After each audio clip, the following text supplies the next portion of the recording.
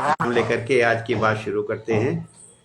भगवान प्रथम पूज्य भगवान गणेश की जय, माता शारदे की जय, प्रभु माँ पार्वती की जय, कार्तिकेय स्वामी की जय, देवादिदेव महादेव की जय, माता सीता की, प्रभु श्री राम जी की, लखन लाल जी की, हनुमान स्वामी की, भरत जी की, शत्रुघ्न की जय, भगवान लक्ष्मी नारायण की जय, श्री राधा रानी की जय। सदगुरु को प्रणाम है, अपने अपने माता पिता को प्रणाम है और सबके हृदय में विराजमान भगवान लक्ष्मी नारायण को प्रणाम है। अभी होलिका दहन होने वाला है, होली का उत्सव आने वाला है और हम लोग चर्चा कर रहे हैं, सुन रहे हैं, कथा सुन रहे हैं प्रहलाद जी। तो होली जो है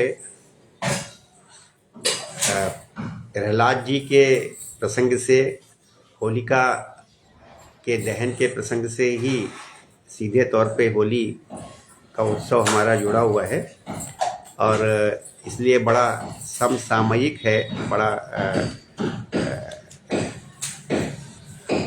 इस समय होलिका का जो पर्व आने वाला है, होली पर्व आने वाला है, तो उस समय ये कथा जो है बहुत ही समकालिक है, समसामयिक है। तो सभी को आने वाले होली के पर्व के लिए बहुत बहुत शुभकामनाएं, बहुत बहुत मंगल कामनाएं।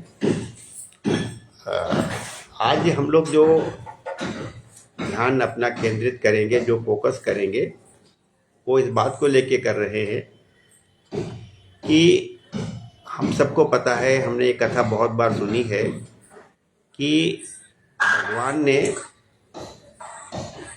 प्रहलाद जी की हर पग पे, हर कदम पे, हर क्षण पे रक्षा करी। प्रहलाद जी को यातनाएं, प्रहलाद जी को क्षति पहुंचाने का बड़ा से बड़ा प्रयास किया गया और हर प्रयास निष्फल हो गया। प्रहलाद जी को मारने का उनके पिता के द्वारा, हिरण्यकश्यप के द्वारा जो प्रयास किया गया, वो क्रूर से क्रूरतम उनके साथ जो है वो उन्होंने किया, व्यवहार किया, उनको उनकी हत्या करने का, उनके वध करने का। बट भगवान ने प्रहलाद को हर पग पे, हर कदम पे, हर क्षण पे उनको बचाया। ऐसा लगा कि उनको अपने गोद में ले रखा था। हम सब भी अपने जीवन में चाहते ऐसा ही हैं कि जितनी भी हमारे ऊपर संकट आए, जितनी मुसीबत आए, जितनी परेशानी आए, सारे संकटों में, सारे मुसीबत में, सारी परेशानियों में भगवान हमको बचाएं, भगवान हमारी रक्षा करें। हम सब यही चाहते हैं कि जितने कष्ट, जितने संकट आए, भगवान उसमें हमारी रक्षा करें, भगवान उनको बचाएं। भक्त प्रहलाद को, शिरोमणि प्रहलाद को भगवान ने बस उनके ऊपर बड़े से बड़े संकट आए और हर संकट से वो बच गए प्रहलाद जी।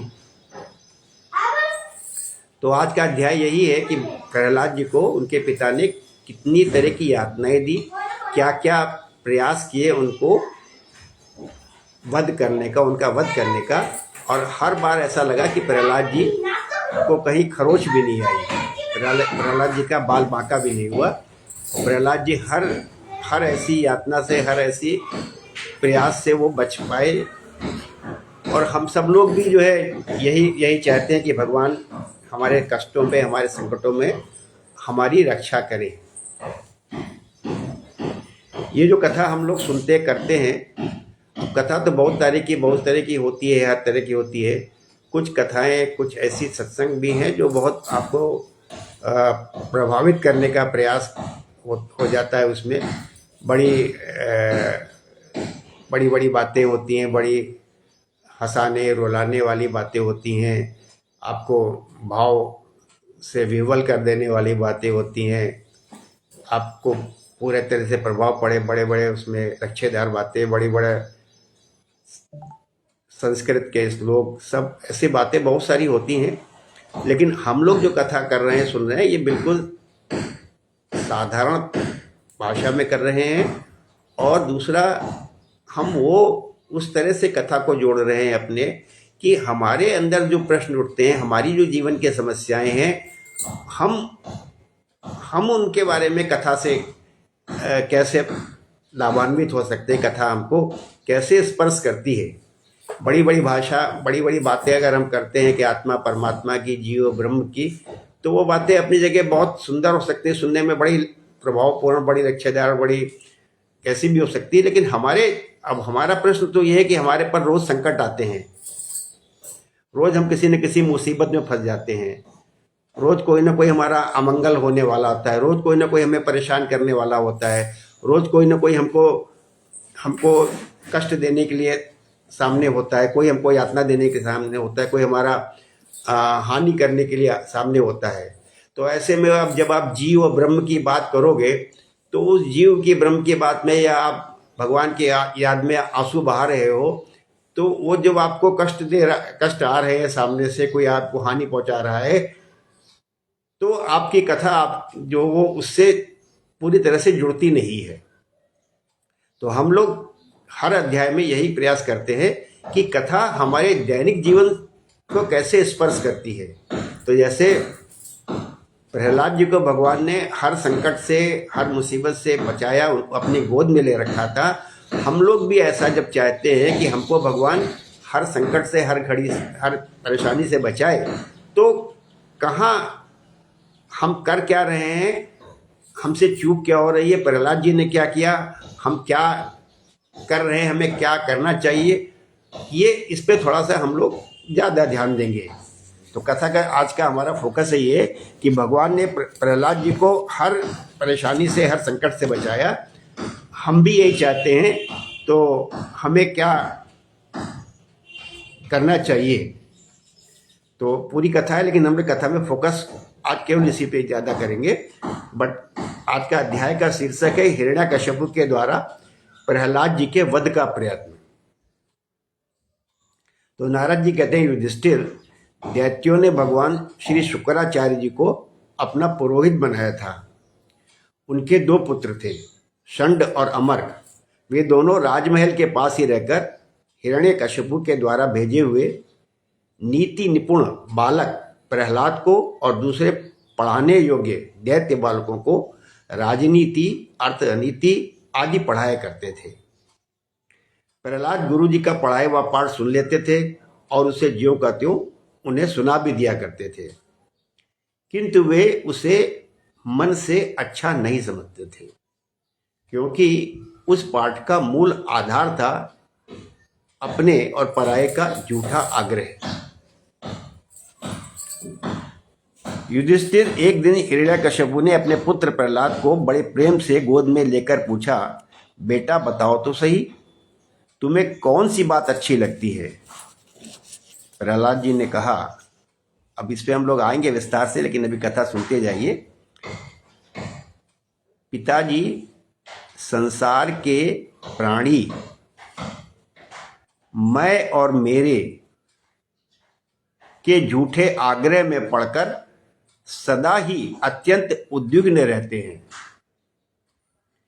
ऐसे प्राणियों के लिए मैं यही ठीक समझता हूं कि वे अपने अधः पतन के मूल कारण घास से ढके हुए अंधेरे कुएं के समान इस घर को छोड़कर वन में चले जाएं और भगवान श्री हरि की शरण ग्रहण करें।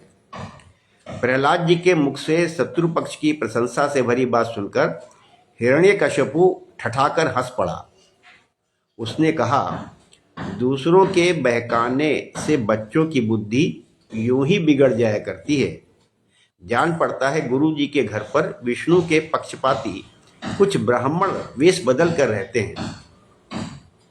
बालक की भली भांति देख रेख की जाए, जिससे अब इसकी बुद्धि बहकने न पाए।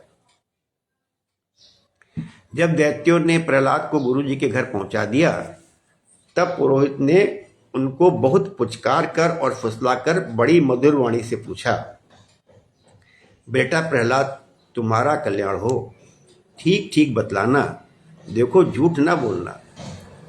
ये तुम्हारी बुद्धि उल्टी कैसे हो गई? और किस बालक की बुद्धि, और किसी बालक की बुद्धि तो ऐसी नहीं हुई।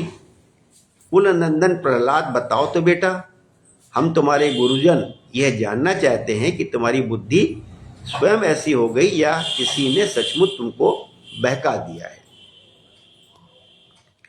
प्रहलाद जी ने कहा, जिन बाल मनुष्यों की बुद्धि मोह से ग्रस्त हो रही है उन्हीं को भगवान की माया से यह झूठा दुराग्रह होता देखा गया है कि यह अपना है और यह पराया।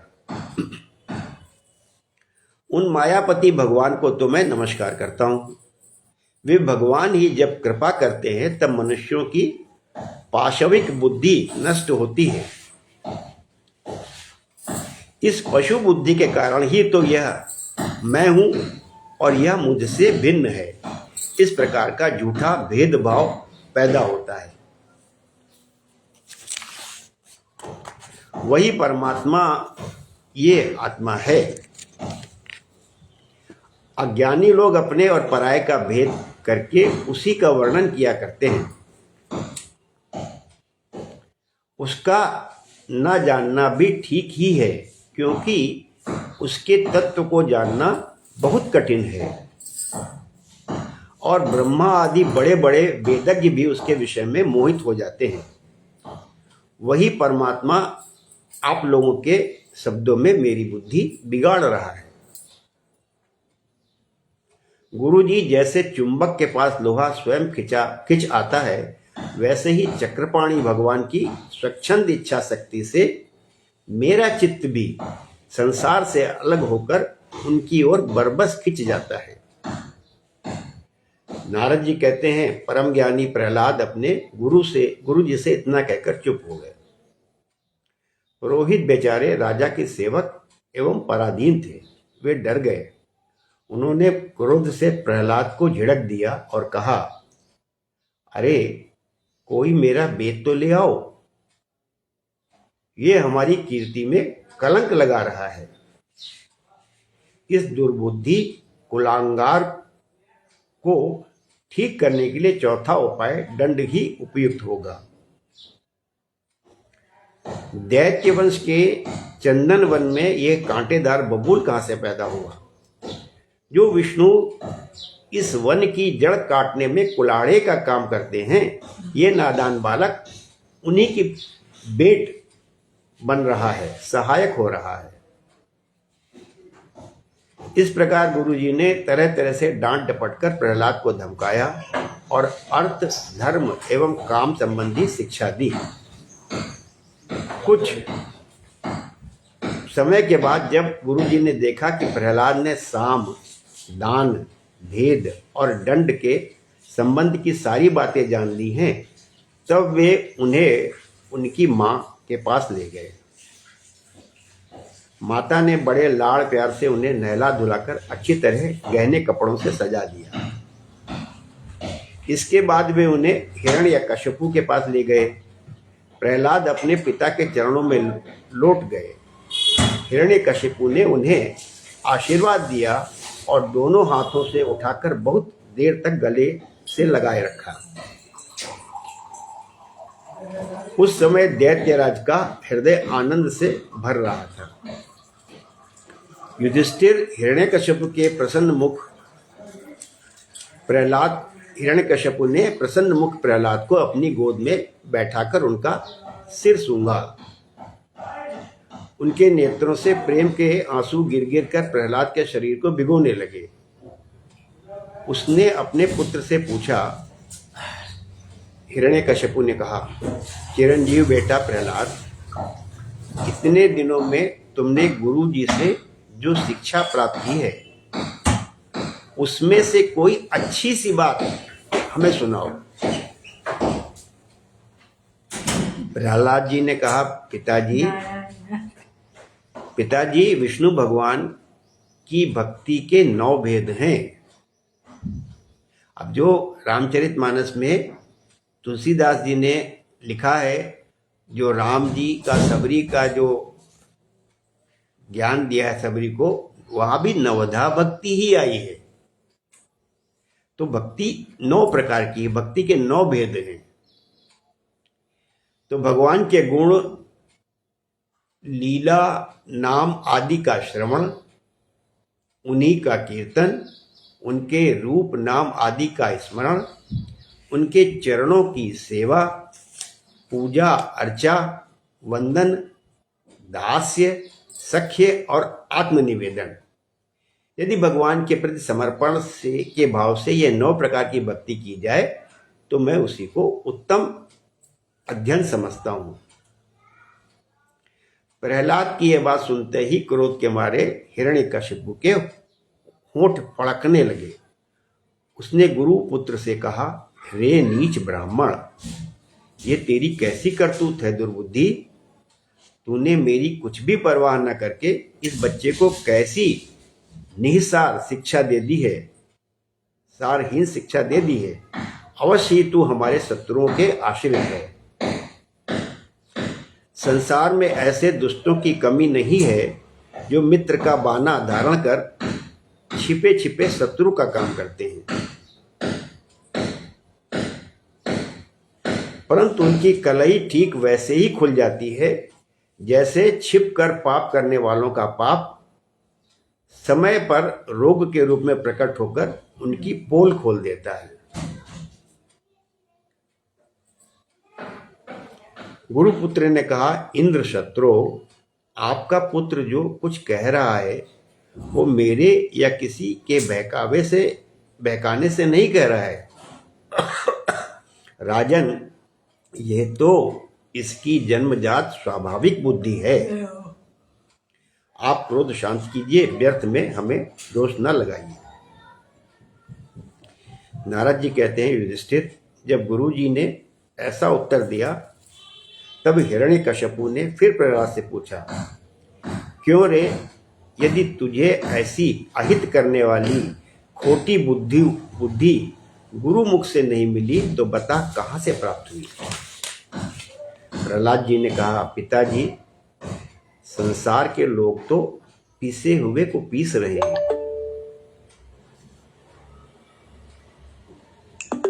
संसार के लोग तो पिसे हुए को पीस रहे हैं, चबाए हुए को चबा रहे हैं।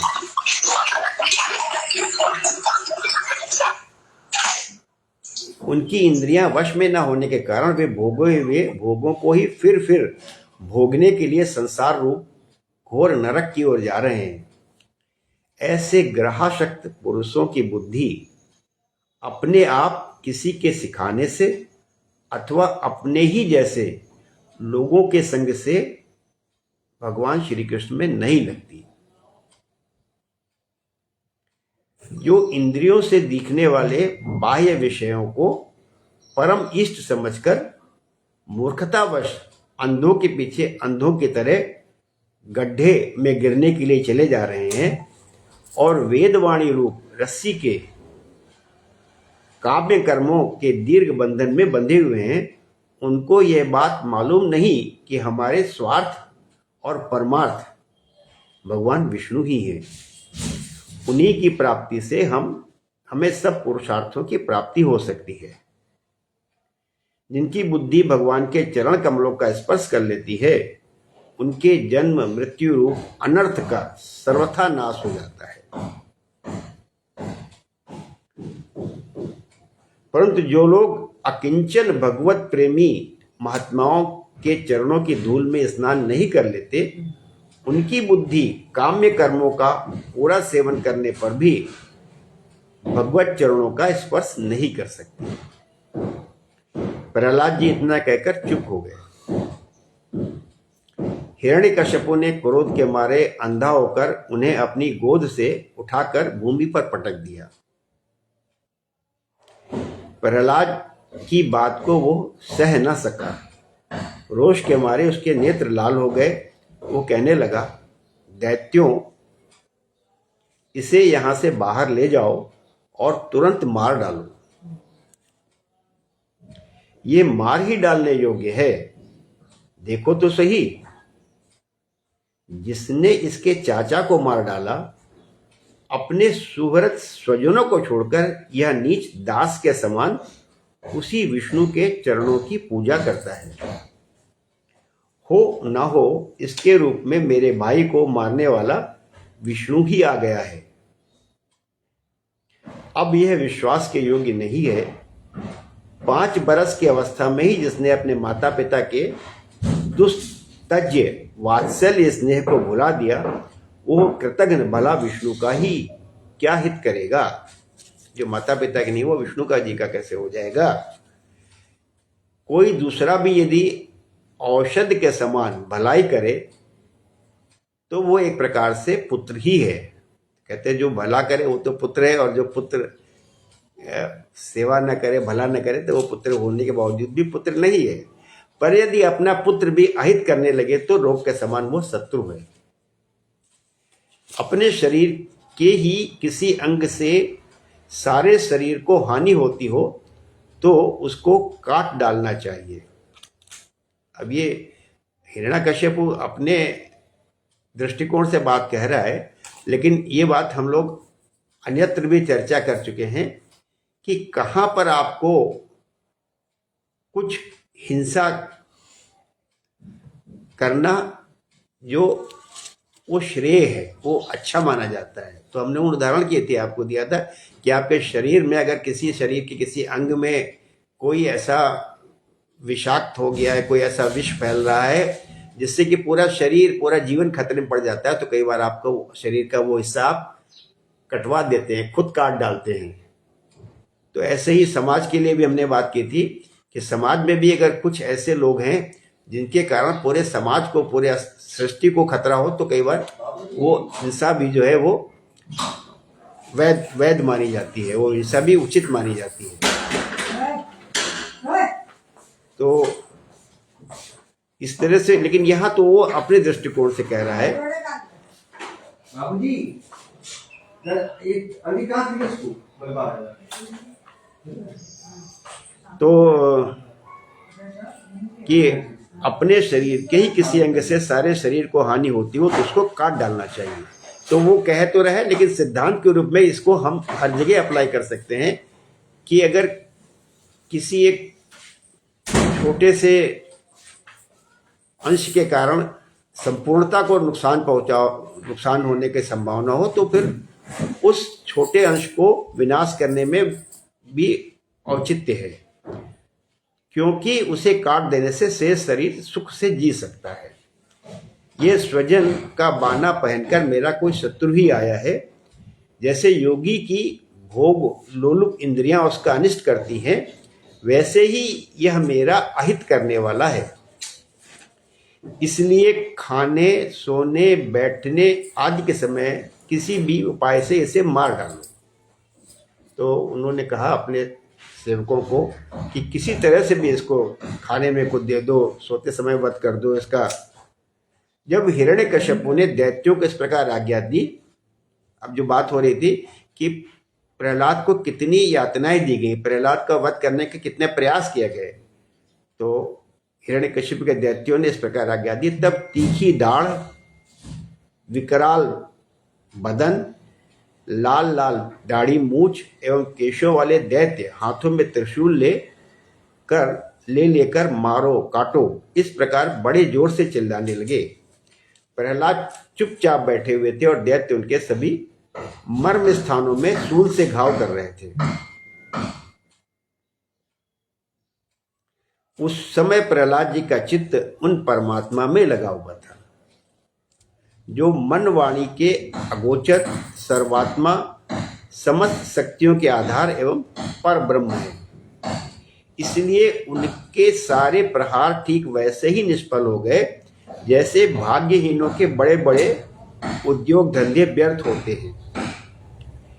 युधिष्ठिर जब शूलों की मार से प्रहलाद के शरीर पर कोई असर नहीं हुआ, तब हिरण्यकश्यपु को बड़ी शंका हुई।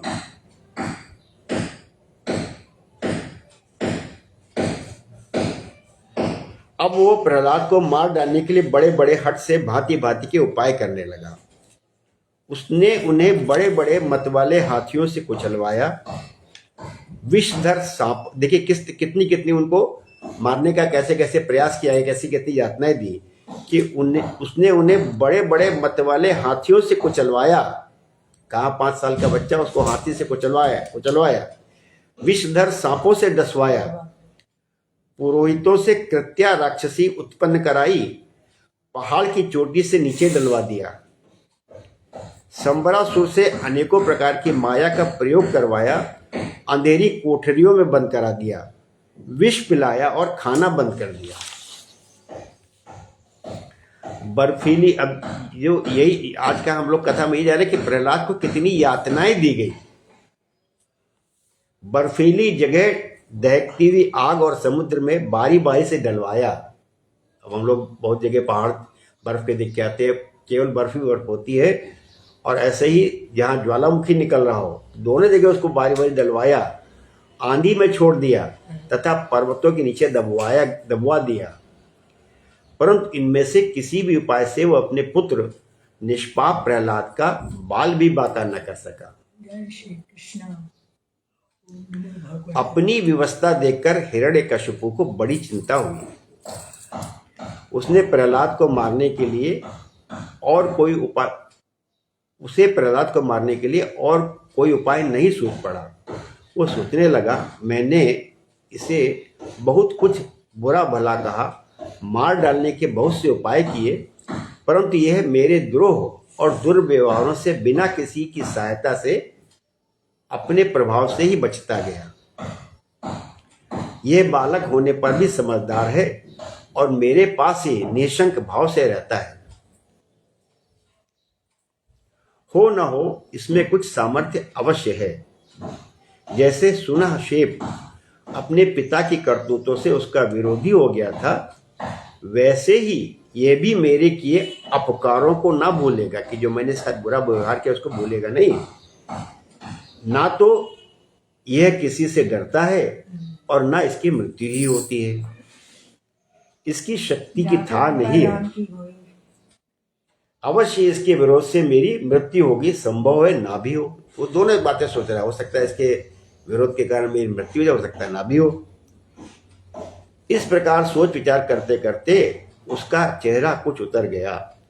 शुक्राचार्य के पुत्र षंड और अमर्क ने जब देखा कि हिरण्यकशिपु तो मुंह लटकाकर बैठा हुआ है, तब उन्होंने एकांत में जाकर उससे यह बात कही, स्वामी, आपने अकेले ही तीनों लोगों पर विजय प्राप्त कर ली। आपके भौहें टेढ़ी करने पर ही सारे लोकपाल कांप उठते हैं।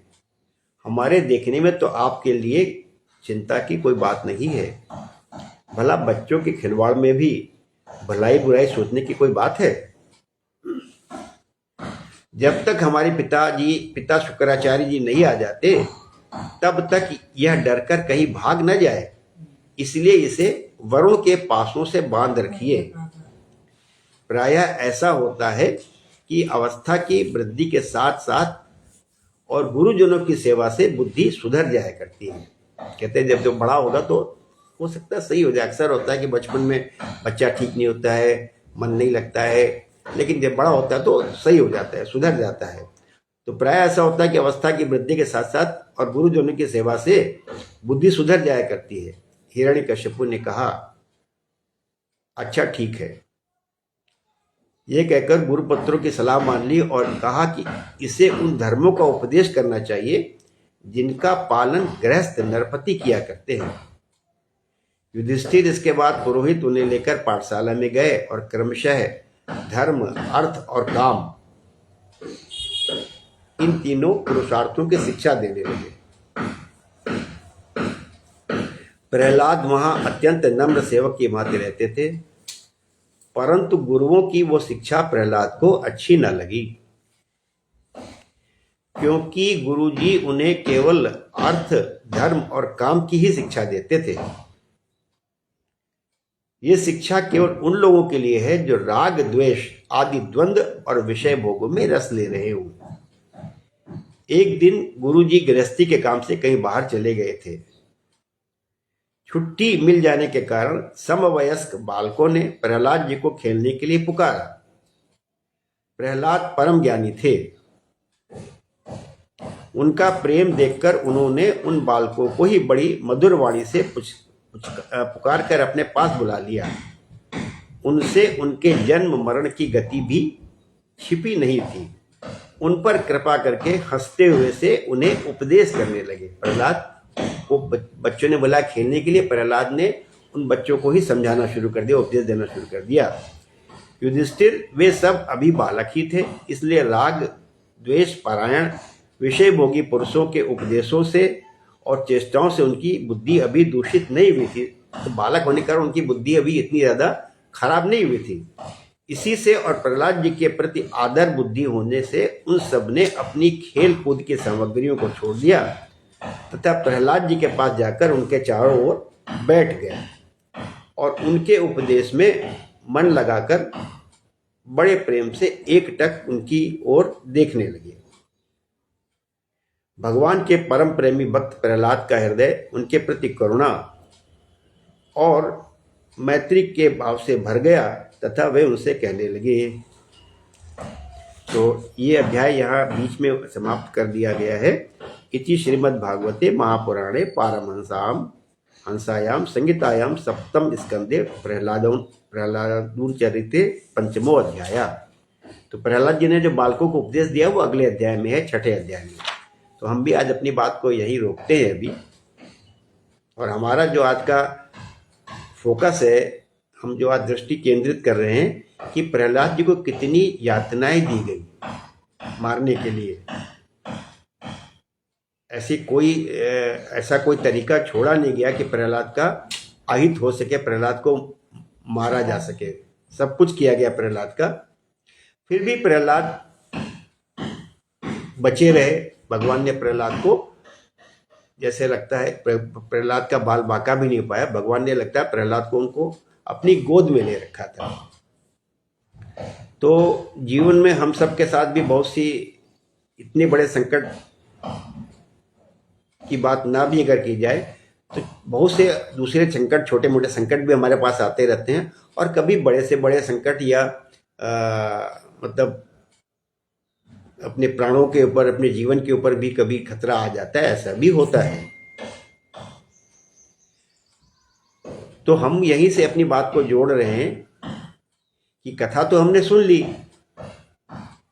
कि प्रहलाद जी की भगवान ने रक्षा करी।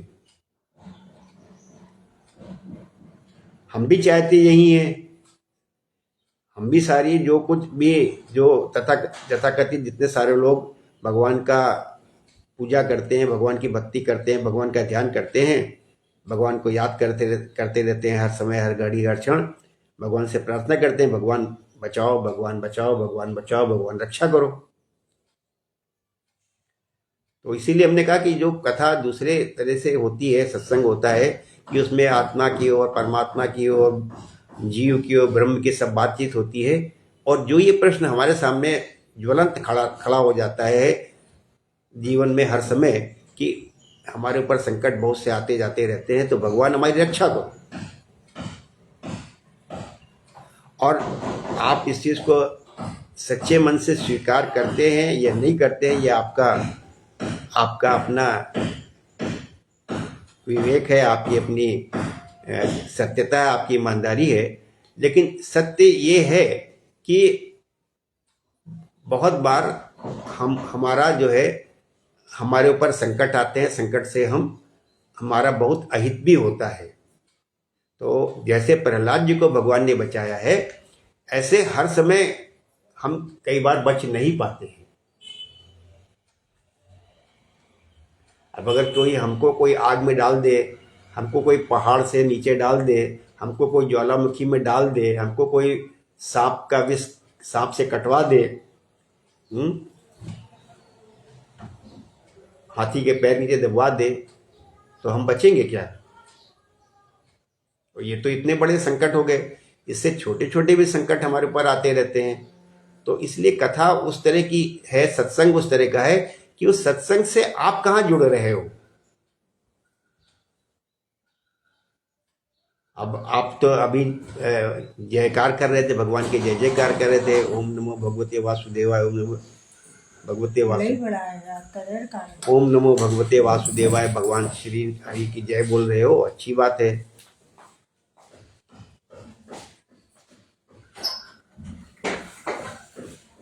तो हम लोग जो है कथा यहीं से, अपनी कथा यहीं से जोड़ रहे हैं कि प्रहलाद जी की तो भगवान ने रक्षा करी, हमारी रक्षा क्यों नहीं हो पाती है? हम क्यों असुरक्षित रहते हैं? हम असुरक्षित क्यों रहते हैं? हमारा अहित क्यों हो जाता है? तो आपको इसीलिए कहा है गीता में भी और सभी जगह कि ये बहुत सरल भी है और बहुत जटिल भी है समझना। अगर समझ में आ जाए तो जैसा कि अष्टावक्र की गीता में आया है कि उतनी जल्दी समझ में आ जाएगा बात आपको, जितनी जल्दी आपको उस समय का उदाहरण दिया है या आज का उदाहरण लो कि मोटरसाइकिल में एक पैर रखो बायां और घुमा के दूसरे पैर रखोगे, उतनी देर में आपको समझ में आ जाएगा। और नहीं समझ में आना होगा तो आपको कई कई जन्म तक समझ नहीं आएगा। आपको आप सब कुछ करते रहोगे, नहीं समझ में आएगा तो नहीं समझ में आएगा। तो अभी आपको जो है कहाँ आप क्या कर रहे हो, आप तो राम राम राम राम राम राम जपना शुरू कर दोगे, कोई भी मंत्र जपना शुरू कर दोगे, भगवान जी का कोई पूजा मान लोगे, कोई व्रत मान लोगे, कोई दर्शन मान लोगे, कोई प्रसाद मान लोगे भगवान का सब कुछ कर लोगे आप। अच्छी बात है, वो भी करना चाहिए, लेकिन इतना करते हो आप फिर भी न जाने कितने आपके ऊपर संकट आए हैं, आते रहते हैं आपके ऊपर। तो ये जो कथा है इसमें बहुत सी मिली जुली बातें आ रही हैं, हर तरह की बात आ रही है। आप कुछ पकड़ते हो, कुछ नहीं पकड़ते हो। गलती आपकी यही है कि आप कथा को संपूर्णता से नहीं पकड़ रहे हो, आप बात को पूरी तरह से नहीं पकड़ रहे हो, आप अपने हिसाब से पकड़ रहे हो। ज्यादातर लोग ये बात समझ में ये आ गई है कि भाई पूजा पाठ करेंगे, राम राम राम कृष्ण कृष्ण राधे राधे जपेंगे तो हमारा कल्याण हो जाएगा। ज्यादातर लोगों को ये समझ में आता है।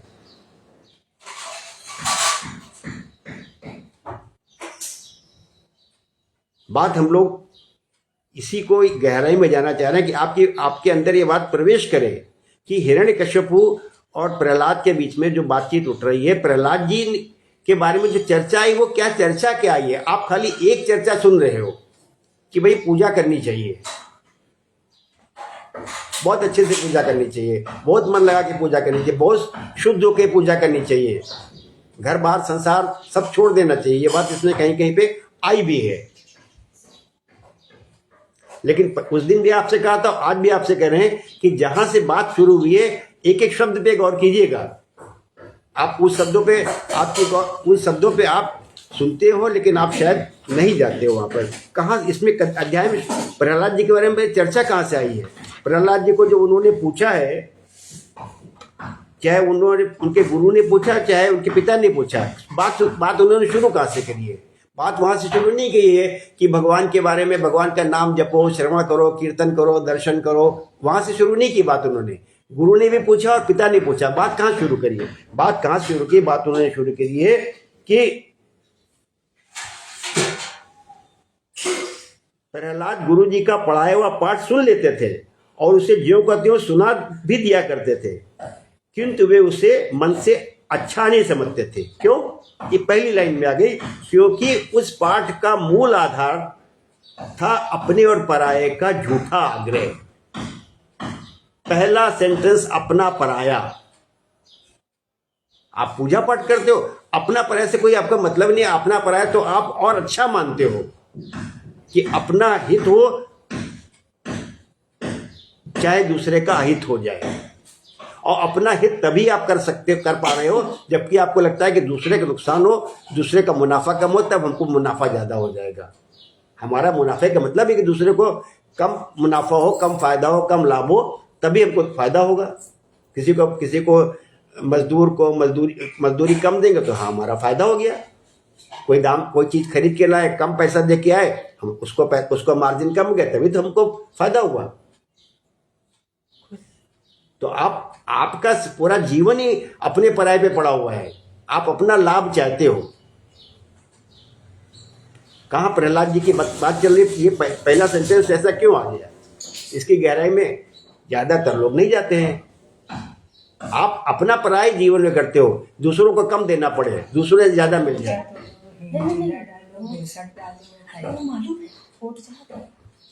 तो ये मंत्र आप कितने मंदिर जाओ, कितनी पूजा कर लो, आपकी जैसी इच्छा करते रहो, दीवा करके चलो। शुरुआत वहीं से आती है कि क्योंकि उस पाठ का मूल आधार था अपने पराय का झूठा आग्रह।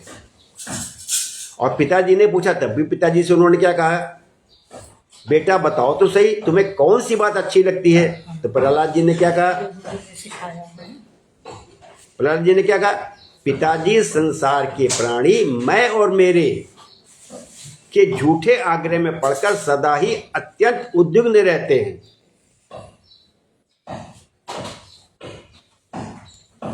तो आपकी पूजा, और आप इसमें दूसरी बात भी आई है, आप उसको अगर पढ़ना चाहोगे तो उसमें उन्होंने ये भी कहा है कि भैया जो है इस घर को छोड़कर वन में चले जाए, भगवान श्री हरि की शरण ग्रहण करें। अरे श्री हरि की शरण ग्रहण करना है या नहीं करना है, इससे ज़्यादा जरूरी उससे पहले बात यह आई है कि मैं और मेरे का आपको जो है जो अंतर है वो निकालना है।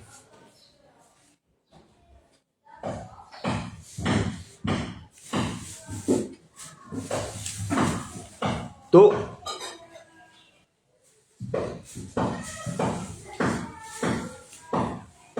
फिर प्रहलाद जी ने आगे कहा क्या, कि जिन मनुष्यों की बुद्धि मोह से ग्रस्त हो रही है उन्हीं को भगवान की माया से झूठा दुराग्रह, सारा जोर उसी पे भी आ रहा है, उन्हीं को भगवान की माया से झूठा दुराग्रह देखा गया है कि ये अपना है और ये पराया। गीता के सार में भी यह है कि जो आज हमारा है कल किसी और का था, परसों किसी और का होगा।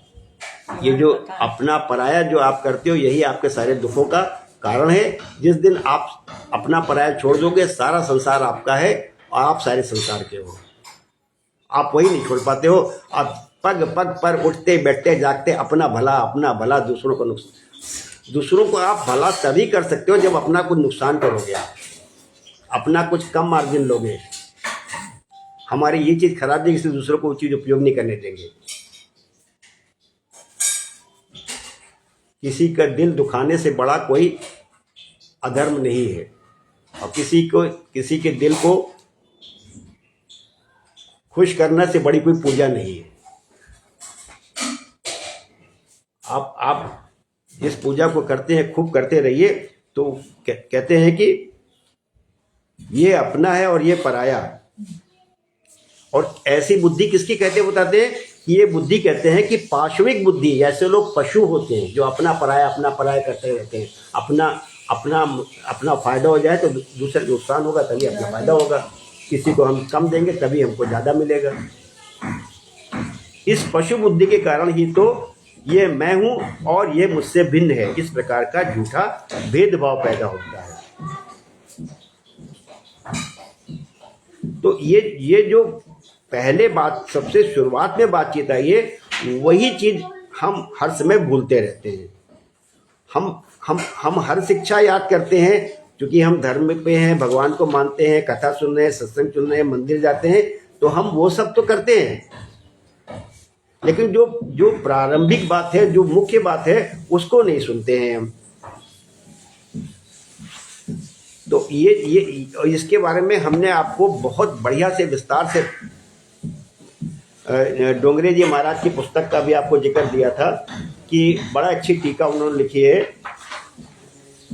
तो पूज्यपाद श्री रामचंद्र डोंगरे जी महाराज, उनको बारे में हमने आपको अच्छे से बताया था कि उन्होंने प्रत्यक्ष और अप्रत्यक्ष या परोक्ष और अपरोक्ष ये दो शब्द यूज़ किए थे, और उसी में ही सारी बातें हैं। और यहाँ पे भी उन्होंने आज का भी जो एक पेज मेरे सामने खुला हुआ है उनका टीका का, उसमें स्पष्ट लिखा है कि जिसकी सगुण में तो निष्ठा हो, जिसकी सगुण में तो निष्ठा हो किंतु वो निर्गुण को ना माने, तो उसकी भक्ति अपूर्ण ही रहती है। आप कितने विग्रह की पूजा कर लो, कितनी बढ़िया मूर्ति की पूजा कर लो, कितने दर्शन कर लो, ये हम नहीं कह रहे हैं, ये डोंगरे जी महाराज कह रहे हैं। जब जगत को जब तक ब्रह्म रूप नहीं मानोगे, जगत को जब तक, ये उनकी किताब से पढ़ रहे हैं आपको, जगत को जब तक ब्रह्म रूप नहीं मानोगे तब तक राग द्वेष नहीं मिटेंगे। आप हर समय सोचते हो बस मेरा नुकसान ना हो जाए, मेरा नुकसान ना हो जाए। आपको नुकसान होगा तभी किसी को फायदा होगा। आप किसी को सेवा तभी कर सकते हो जब आप कुछ कष्ट उठाओगे। आप कष्ट ही उठाओगे तो इसकी सेवा कैसे करोगे आप?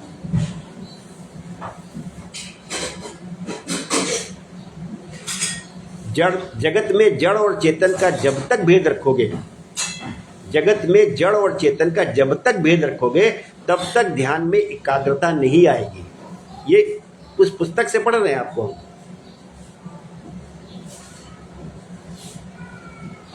हम आपको उदाहरण देते हैं आपको। हम अपने ध्यान में बैठते हैं, मोबाइल रख के बैठते हैं, जिसकी कॉल आएगी कॉल हम उसकी अटेंड करेंगे। हमारे लिए चेतन जो परमात्मा है और जो उससे अलग जो जगत है वो दोनों एक ही है। जो हमको याद कर रहा है, जो हमको फोन कर रहा है, जो हमारे घर आया है, उसमें भी वही, वो भी उसी परमेश्वर का बनाया हुआ है, उसमें भी वही परमेश्वर है।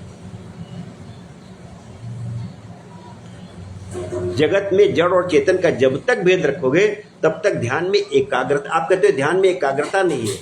एकाग्रता तो आप बिगाड़ रहे हो अपनी, आप भेदभाव कर रहे हो कि उसने आकर के, उसने नॉक करके, उसने हमको पुकार करके, उसने जो है हमको कॉल करके हमारा ध्यान बटा दिया। अरे वही एक ही है। एकाग्रता तो तभी होगी जबकि वो भी वही। आप दोनों को अलग अलग मान रहे हो।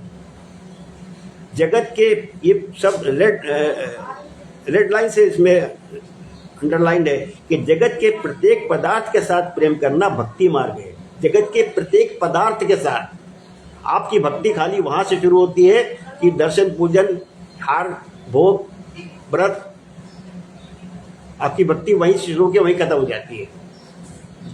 जगत के प्रत्येक पदार्थ के साथ प्रेम करना भक्ति मार्ग है।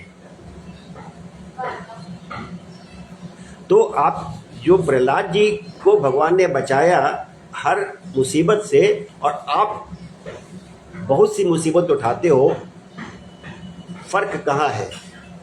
फर्क यही है कि आप प्रहलाद जी की कथा को, भगवान की कथा को, भगवान के उद्देश्य को ठीक से ग्रहण नहीं कर पाते हो। और ये कहना एक बहुत बड़ी बात है, क्योंकि ये सबके लिए लागू हो रही है। जो कथा सुन रहे हैं और जो कथा बोल रहे हैं उसके लिए भी लागू हो रही है, क्योंकि ये स्तर बहुत ऊंचा है।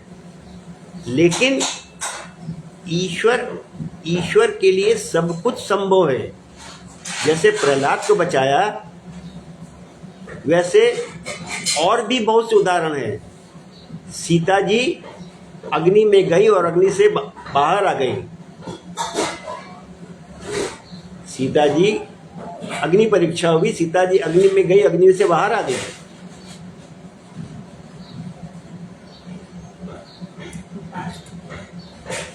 क्यों? क्योंकि सीता की भक्ति क्या थी, प्रहलाद की भक्ति क्या थी, वो आप नहीं उसको समझ रहे हो। तो जब तक आप प्रत्यक्ष के साथ साथ परोक्ष में दर्शन नहीं करते हो, जब तक आप जो है जब अप्रत्यक्ष में दर्शन नहीं करते हो, जब तक आप परोक्ष के साथ साथ अपरोक्ष में दर्शन, अपरोक्ष के साथ साथ परोक्ष में दर्शन नहीं करते हो, तब तक आपकी भक्ति पूर्ण नहीं होगी, भक्ति आपकी निष्फल रहेगी। और अगर आप ऐसा कर पाए तो ईश्वर आपके लिए, जिसको आप चमत्कार मानते हो, वो चमत्कार भी करता है। ईश्वर के लिए कुछ भी मुश्किल नहीं है। ये बहुत ऊंची और बहुत बड़ी बात है।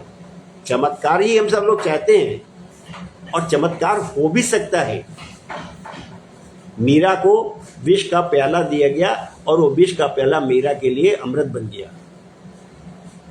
सीता जी के लिए अग्नि से कोई नुकसान नहीं हुआ। प्रहलाद जी को इतनी यातनाओं के बाद कोई नुकसान नहीं हुआ। तो आप चाहते तो हो चमत्कार, आपको चाहिए चमत्कार, लेकिन आप पूर्णता से भक्ति नहीं करते हो, आपकी भक्ति अपूर्ण है। आपकी भक्ति अपूर्ण है। तो इसलिए जो है आज की बातचीत हमने इसी तरह से, इसी पे फोकस रखी कि प्रहलाद जी को इतनी यातनाएं मिली और एक बात और आप समझ लो, हम सब समझ लें कि आपको कष्ट जीवन में आने ही आने हैं। प्रहलाद जी के साथ कितने कष्ट आए, सीता जी के साथ कितने कष्ट आए। अगर आप धर्म की राह में चलेंगे, अगर आप भक्ति के मार्ग पे चलेंगे तो आपको कष्ट आएंगे, और जितनी ज़्यादा भक्ति आपकी लेवल बढ़ेगा उतने ही कष्ट, उतनी परीक्षा बढ़ेगी आपकी। बट केवल इतना अंतर है कि अगर आप इस मर्म को, इस तथ्य को समझ जाते हैं कि भक्ति वास्तविकता में है क्या, भक्ति की संपूर्णता क्या है, तब आपके लिए ईश्वर चमत्कार भी कर सकता है, चमत्कार भी करता है।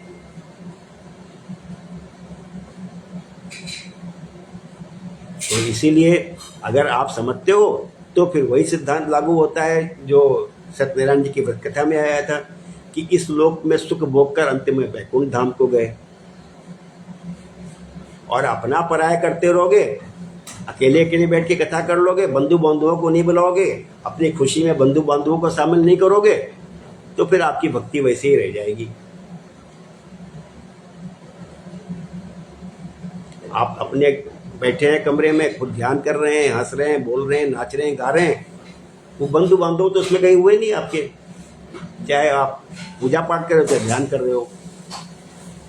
इसीलिए ध्यान का महत्व भी सामूहिक ध्यान होता है। गुरु जी के आश्रम में जाइए तो सामूहिक ध्यान होता है, उसके जो वाइब्रेशन बनते हैं वो अलौकिक वाइब्रेशन बनते हैं उसके। इसीलिए हम प्रार्थना करते हैं, पूजा करते हैं, यज्ञ करते हैं, हवन करते हैं, अकेले नहीं करते हैं, बहुत सी आहुतियां एक साथ दी जाती हैं। तो जब तक आप जन जन में दर्शन नहीं करोगे प्रभु का, तब तक आपकी भक्ति पूर्ण नहीं होगी। तो आज जो हमने चर्चा की थी उसी को चर्चा की थी कि प्रहलाद जी को भगवान ने बचाया था, भगवान बचाएंगे हमको भी, लेकिन आपको रास्ता वही अख्तियार करना पड़ेगा जिस रास्ते पे प्रहलाद जी चले, जिस रास्ते पे सीता माता चली, जिस रास्ते पे बड़े बड़े भक्त चले। और अगर आप सोचो कि आप अर्ध सत्य अपना करके आधे प्रकार की भक्ति करके सब कुछ पा जाओगे, तो ईश्वर की लीला क्या है ये आप समझिए और ईश्वर समझे। आज की कथा हम लोग यही समाप्त करते हैं। जय श्री कृष्णा, जय श्री कृष्णा, जय श्री कृष्णा।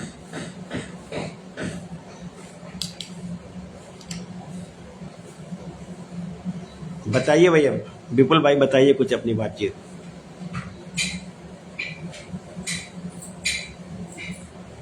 जी हाँ जी, बहुत अच्छा दादाजी। प्रहलाद जी का तो भाई वर्णन तो थोड़ा बहुत तो सभी लोगों को थोड़ा बहुत पता रहता है, लेकिन आज जो चीजें पता चली, जैसे उन्होंने पूछा कि कैसे तुम मतलब स्कूल में रह के और गुरुजी को अपनी जो मतलब उनकी जो रिक्वायरमेंट के हिसाब से गुरुजी को जो शिक्षा देते होंगे राक्षस स्कूल वाली, तो उसके विपरीत प्रहलाद जी थे। तो उनको लग रहा है कि भाई हम पढ़ा रहे हैं इनको कुछ, और ये समझ में कुछ और आ रहा है, ये कहाँ से सीखा क्या है। ये बात उनके पिताजी को भी कौतूहल थी कि भेज रहे हैं गुरुकुल कुछ सीखने के लिए, और ये उसका उल्टा ही बताते हैं ये। तो उसका जो उन्होंने एग्जाम्पल दिया कि जिस तरह से चुंबक से लोहा खींचा जाता है, उसी तरह से उनका हरि के प्रति खिंचाव हुआ है। तो ये बहुत अच्छी चीज लगी कि भाई हरि जी का है मतलब जो एग्जाम्पल दिया है, चुंबक से लोहा खिंचा तो उससे लाल जी का हरि के प्रति खिंचाव हो गया। और अपना पराया वाला ही बात तो है ही भाई, अगर हमको जड़ और चेतन सब में ईश्वर का ही देखना है। अगर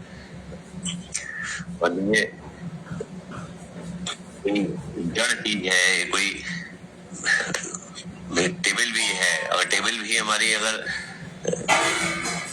उठ रही है या गंदी है तो हमको उसको साफ करना है, क्योंकि वो हम टेबल साफ कर रहे हैं मतलब हमने ईश्वर को साफ कर रहे हैं।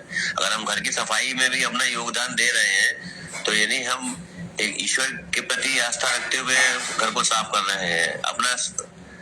या मतलब मंदिर में भी जाके कुछ ऐसा काम करते हैं कि हाँ साफ सफाई करते हैं, तो ये नहीं है कि हम मूर्ति क्यों कर रहे हैं, वो तो एक हर जगह ईश्वर है ये मान के करेंगे तभी उसका कल्याण होगा दादाजी।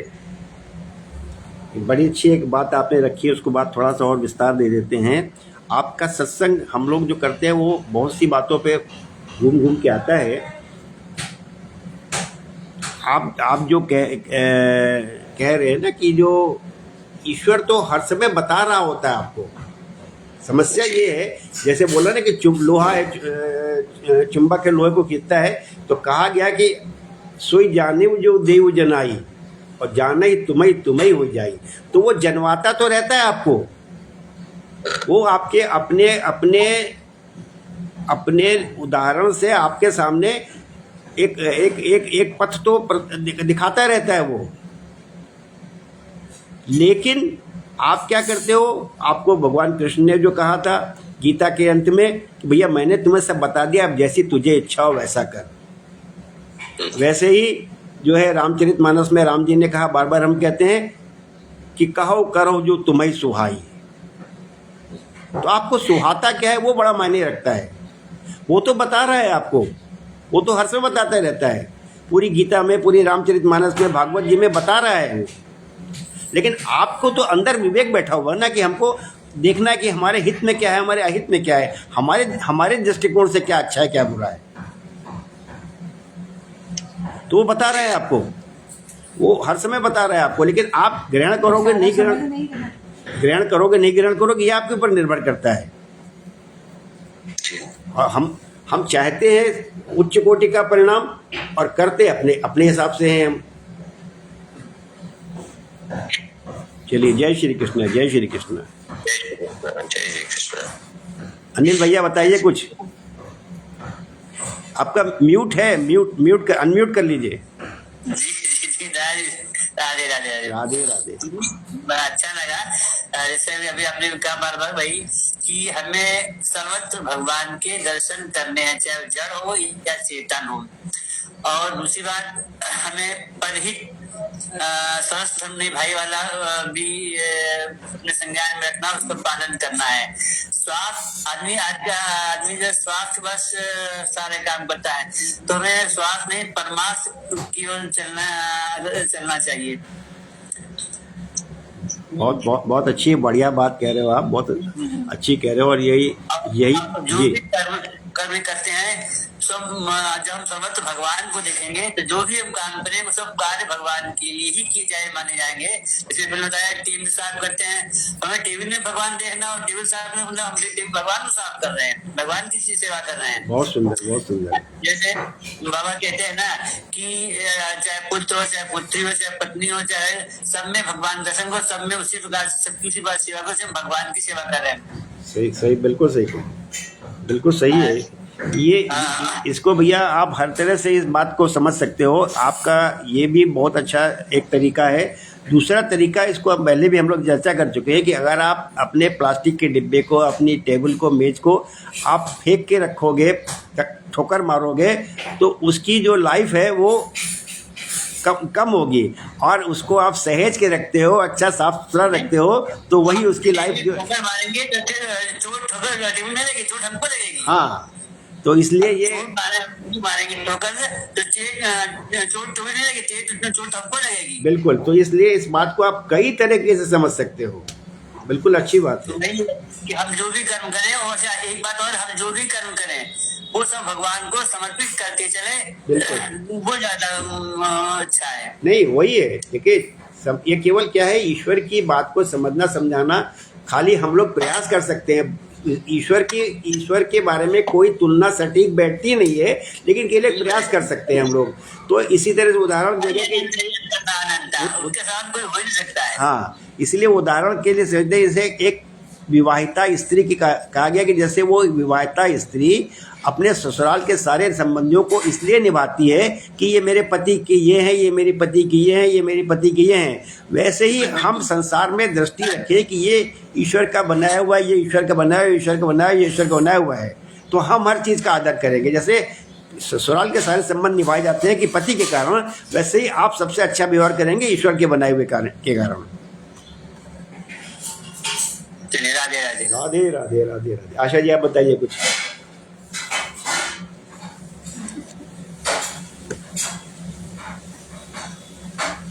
जय श्री राम।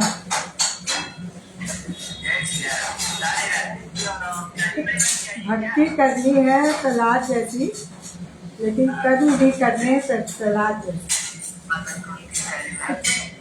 पूजा पाठ करो, सब कुछ करो, लेकिन साथ में नारायण को रखो कि उनकी नज़र में सब कुछ है, वो सब देख रहे हैं।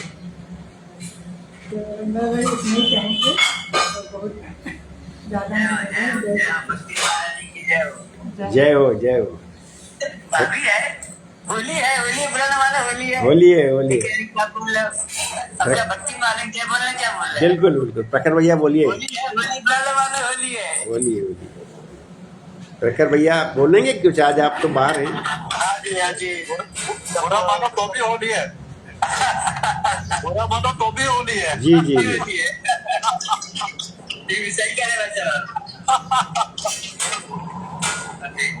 सभी को राधे राधे। बहुत अच्छा था। आज थोड़ा सा मैं कहीं बाहर भी था और इस समय तो ड्राइव कर रहा हूँ वैसे, बट बहुत अच्छा लगा। और जो एक विचार कुछ समय से मेरे मन में चलता रहता है कि वो एक जो उनके भजन में लाइन भी आती है कि प्रबल प्रेम करना है जी और समर्पण रखना है, तो जो जो होगा उसको हम सहज भाव से उसको एक्सेप्ट कर पाएंगे।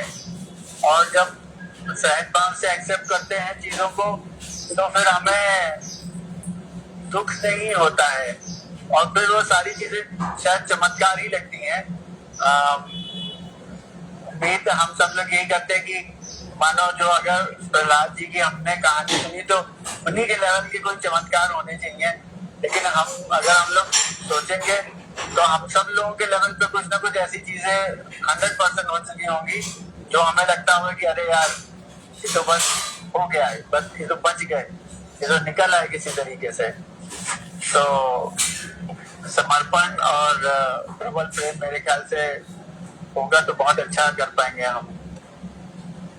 बहुत अच्छा, बहुत अच्छी बात अपनी रखी और इसमें कुछ भी जोड़ने का मन कर ही नहीं रहा, क्योंकि बहुत सुंदर से बात रखी है आपने। कुछ भी जोड़ने का मन नहीं कर रहा है, बस इतने पे ही है कि ईश्वर इस चीज़ का ही हमको एहसास हो जाए तो बहुत अच्छी बढ़िया बात है। जय श्री कृष्ण, जय श्री कृष्ण।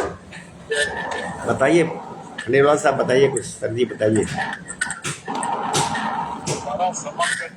सब लोगों ने समाप्त कर दिया, आपने इतना अच्छा बता दिया, कोई बताने लायक कुछ है ही नहीं। जी सर।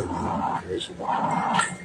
देखिए आपको बताया, आपको मालूम है जब गाजीपुर पोस्टिंग हुई तो मेरे कई लोगों के फोन है, मेरे दोस्तों के, अरे यार तुम्हें कहाँ पोस्टिंग दी, ये तो बड़ा कैरियर खराब हो जाएगा, कैरियर आगे नहीं बढ़ेगा। मैं कहा इसने मेरा कुछ तुमने काम किया? बोले नहीं काम नहीं किया। मैं कहा फिर आप मत बोलो, काम नहीं किया तो मत बोलो।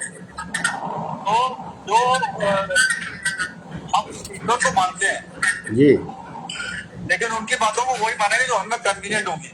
जी, जो मुझे कन्वीनियंट नहीं है वो नहीं मानता मैं। सही बात है। तो भाई कन्वीनियंट उनके हिसाब से सारी चीज कन्वीनियंट है,